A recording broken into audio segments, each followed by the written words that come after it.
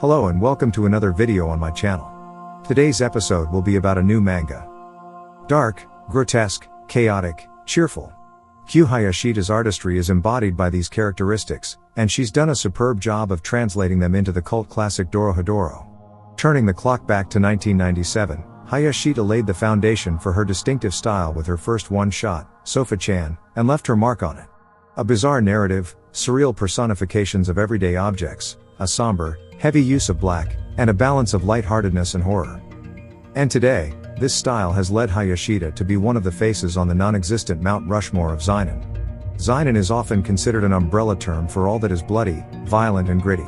And Dorohedoro and Hayashida's other works are most definitely that. But if you take more than a quick look at them, you'll see how carefully crafted their stories are. Aside from the extravagant gore and chaotic storytelling, Hayashida creates wonderfully witty characters, several intriguing mysteries, and a memorable story. Of course, I can fully understand those who dislike her style. But there's no denying the popularity her work has gained, and this is now focused on her latest and ongoing work, Die Dark. Dorohedoro, in space. While Dorohedoro is set in two separate worlds, Hayashida makes a terrific move by setting Die Dark in the vast universe, which fits her style perfectly. The vast expanses and emptiness, fun fact, space is not empty, of the universe fuel the common man's fear of the unknown and the dark. And Hayashida takes advantage of this to create great world building and a touch of horror at the same time. Unknown territories, creatures and phenomena are constantly explored and enrich the world of the story. The plot itself consists of 14-year-old Zaha Sanko, known throughout the universe for the rumors that his bones can grant any wish, and his witty, grumpy and bony companion of Akian. In their quest to free Sanko from his tragic situation. Fans will notice right from the start that Die Dark has some similarities with its popular predecessor. How Sanko and Kaiman suffer unfortunate fates, one with a reptilian face, the other hunted wherever he goes, and how they try to escape it while meeting many people on their way. But I don't claim that Die Dark simply succeeds Dorohedoro. This series has its own unique and pleasant charm. Especially the space setting.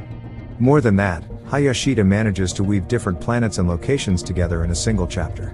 Normally, describing the immensity of the universe and getting lost in that immensity seems like an arduous challenge. Hayashida, however, does not stumble upon this grand setting and does not overload her audience with information, instead taking the time to lay the groundwork for the story. While some settings, such as the darkness, are essential to the overarching plot, which is still in the making, others serve for episodic misadventures. In short, Hayashida assigns varying degrees of importance to alternate subplots without losing the pleasure of each chapter. Oh, the horror. And as for the horror, it is expectedly entertaining.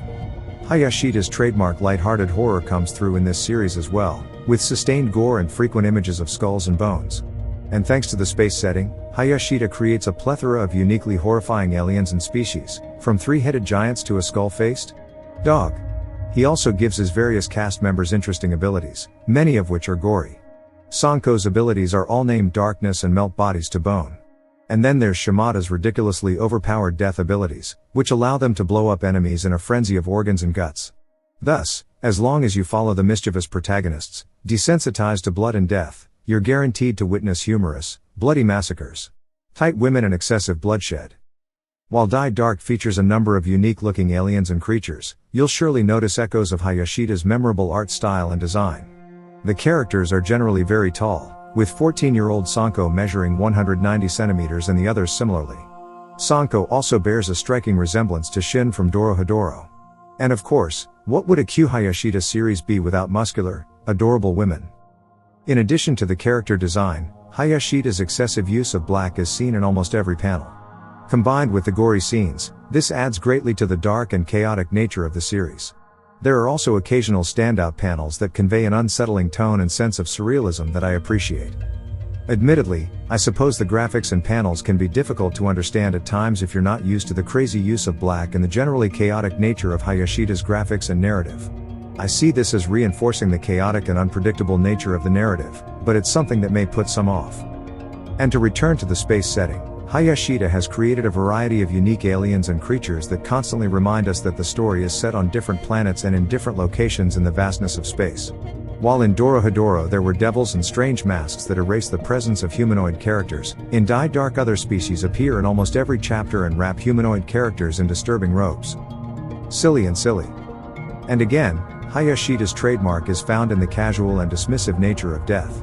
Even if you're not yet familiar with Hayashida's work, you'll quickly become desensitized and instead smile at how funny these deaths can be, with organs and mangled faces on display. Assuming you have a reasonably tolerable stomach. But Hayashida's comedic repertoire also extends to humorous dialogue and light-hearted banter between characters that balances out the rampant chaos of the previous panels. Sanko's skeletal companion, Avakian, is perhaps my favorite character, whose sarcastic and irritated quips I look forward to the most. And there are also some downright silly sides and traits to our seemingly hard-boiled and fearsome protagonists, like Sanko's obsession with mespa, meatballs and spaghetti sandwich, and Shimada casually eating the spirits of the dead like chicken wings. Conclusion. Fans of Dorohedoro and dark comedy, praise be to the Almighty. Although barely 20 chapters of the series have been released so far, Die Dark is shaping up to be a worthy replacement for Q Hayashida's magnum opus. The ambivalent personality between bloody horror and light-hearted fun that has earned it a cult following is in the blood of this series, and with its grand setting in space, you're sure to enjoy the sprawling misadventures our protagonists get into and the strangeness of the character design.